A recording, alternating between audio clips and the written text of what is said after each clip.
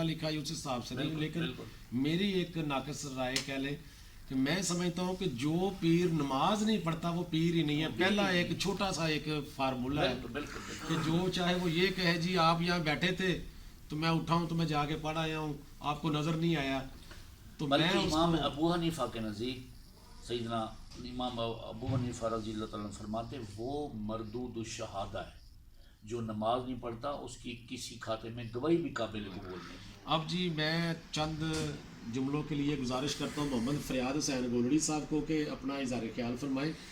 جناب فریاد حسین گولڑی صاحب. اعوذ باللہ من الشیطان الرجیم، بسم اللہ الرحمن الرحیم، اللہم صلی علی محمد وعلی آل محمد وبارک وسلم.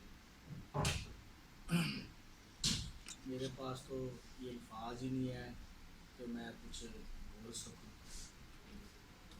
کیونکہ میں بیسیکل پڑھا لکھا نہیں ہوں. تو جب میں گولڑا شریف بیعت ہوا نا، ہمارا کام ہے بھینسوں کا دودھ کا، تو مجھے یہ پتہ ہی نہیں تھا.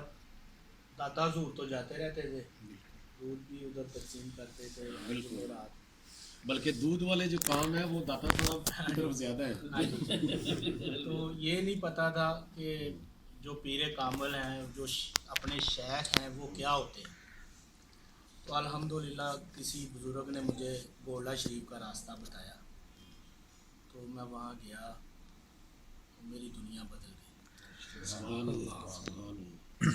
میرا باپ دادا بھی تھا نا، جو وہ بھی دودھ کا کام کرتا تھا، ان کو بھی یہ پتہ نہیں تھا کہ گولڑا شریف ہی کہاں ہے. صحیح بات. تو اب الحمدللہ جب سے میں گولڑا شریف میں بیعت ہوا نا، مجھے اور کسی بات کا نہیں پتہ. مجھے اتنا پتہ ہے کہ میں اپنے بچوں کو بھی ادھر گولڑا شریف بیعت کرایا ہے، اپنی کئی فیملی کے. یعنی روحانی سکون مسئلہ. اور یہی چیز میں کہنے لگا تھا کہ بیعت کا پہلا جو سب سے پہلا فائدہ یہ ہے کہ بندے کو